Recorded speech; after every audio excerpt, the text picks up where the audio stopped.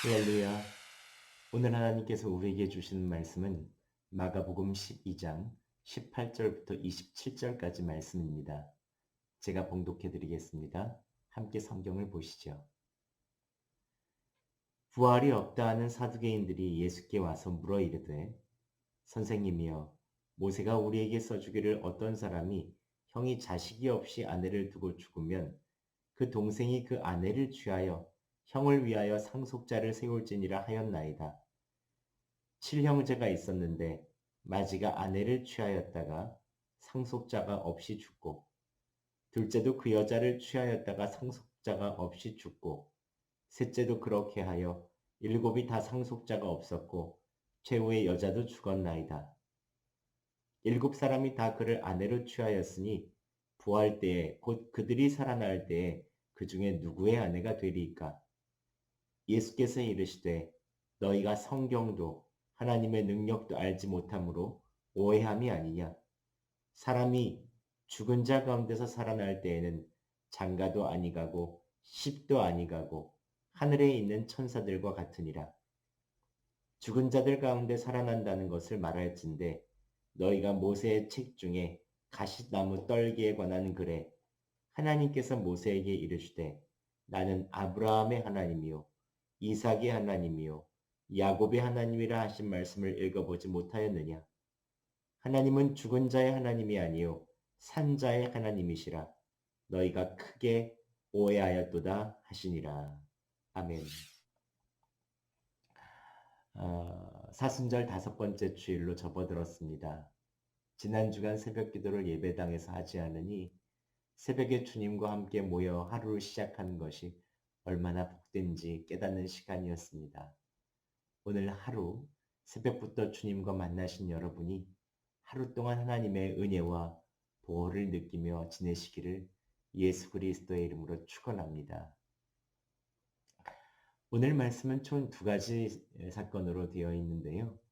첫 번째는 12장 18절부터 27절까지 예수님께서 사두개인들과 논쟁하는 장면이고 두 번째는 28절부터 34절까지 서기관의 질문에 가장 큰 계명이 무엇인지 예수님께서 대답해 주시는 장면입니다.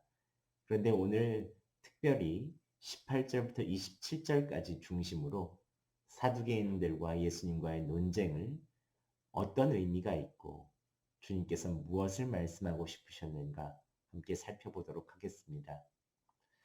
사두개인들은 누구일까요? 유대인의 종파 중에 여러 종파가 있었는데요. 사두개인들은 모세 오경만을 받아들였던 사람들이었습니다. 왜냐하면 하나님께서 모세에게 주신 시내산에서 계시한 말씀만이 진짜 말씀이고 다른 역사서나 시편, 잠언 등 성문서 그리고 예언서인 이사야, 예레미야 같은 것들은 하나님의 말씀이 아니라고 한 것이죠. 물론 사두개인들이 모세 오경밖에 받아들이지 않으니까 부활도 받아들이지 않았습니다. 왜냐하면 부활은 거의 예언서에 중심적으로 쓰여 있지요. 그래서 모세오경에 없는 말씀은 말씀이 아니니 부활도 없다고 한 것이죠. 그래서 예수님께서 부활에 대해서 이야기했을 때에 시비를 걸려고 한 것입니다. 신명기법의 모세오경 안에 보면 25장에 수혼법이 있습니다. 즉 형이 죽으면 동생이 그의 아내, 즉 형수를 취해서 아들을 낳아서 대를 이어야 된다는 법이지요. 그런데 7형제가 있었는데 맏형이 죽고 자식이 없어서 형의 아내를 동생이 책임지게 되었습니다. 그런데 상속자가 없이 둘째도 사고로 죽었습니다. 셋째가 그 책임을 지고 첫째 형의 아내를 부인으로 맞아들였는데 셋째도 얼마 안 있어서 병으로 자식 없이 죽었습니다. 이런 식으로 7형제가 차례차례 첫째 형의 아내를 부인으로 맞이하고 나서 그 첫째 형의 아내도 죽었다는 것입니다. 이 난제를 가지고 사두개인들이 회심의 미소를 지으며 예수님께 이렇게 묻습니다. 부활의 때 이 7형제가 다 살아나면 그 중에 누구의 아내가 될까요? 예수님을 시험하기도 하고 많은 사람들 앞에서 모세오경의 수혼법을 통해 부활은 말도 안 된다는 것을 사두개인의 논리로 얘기하려고 했던 것이지요. 그때 예수님께서 말씀하십니다. 함께 24절과 25절 말씀 봉독해 보겠습니다. 예수께서 이르시되 너희가 성경도 하나님의 능력도 알지 못함으로 오해함이 아니냐. 사람이 죽은 자 가운데서 살아날 때에는 장가도 아니가고 시집도 아니가고 하늘에 있는 천사들과 같으니라. 여기에서 예수님께서 말씀하시는 부활에 대한 두 가지를 알 수가 있죠. 첫 번째, 부활은 확실히 있다는 것입니다. 또 두 번째로, 부활은 너희 사두개인들이 아는 것과는 180도 다른 것이다. 즉 인간의 방식, 사람이 만든 제도, 율법에 갇혀 있는 것이 아니라 새로운 하나님의 방식, 하나님께서 만드신 새로운 육체를 만드셔서 천사와 같이 된다는 것입니다. 이것은 고린도전서 15장 부활장에 나와 있는 것처럼 하나님께서 우리를 단지 죽었다가 다시 살리시는 그냥 재생 정도가 아니라 완전히 새로운 몸과 새로운 형태, 새로운 삶으로 우리를 재창조하시는 부활이라는 것입니다. 결혼해서 인간의 제도처럼 아이를 낳고 태어난 것과는 다른 새로운 삶이 시작된다는 것이지요. 여기서 얻을 수 있는 영적 교훈은 무엇입니까? 우리에게 부활이 있고 소망이 있다는 것입니다. 이 땅 위에서는 고난과 아픔, 힘든 사연, 때로는 눈물과 남들이 알아주지 못하는 사연, 언제 이 고난이 끝날지 알 수 없을 것 같이 매일마다 우리의 삶이 힘들게 반복된다고 해도 또 예수님께서 가시는 길을 제자로서 함께 가다가 고난과 어려움을 만난다고 할지라도 하나님께서 우리에게 부활을 주셨기 때문에 우리는 소망이 있는 것입니다. 이 땅의 삶이 아주 어려워서 언제 끝날 것 같이 보이지 않더라도 반드시 하나님께서는 이 땅에 우리의 나그네 삶을 마무리하시고 새로운 몸과 새로운 방식의 자유를 주신다는 것입니다. 그래서 우리에게 소망이 있습니다. 또한 우리에게 부활은 새로운 방식으로 시작되기에 소망이 있습니다. 그것은 우리가 생각할 수 없는 이 땅에 있는 삶과 다른 방식으로 이루어져 있을 것입니다.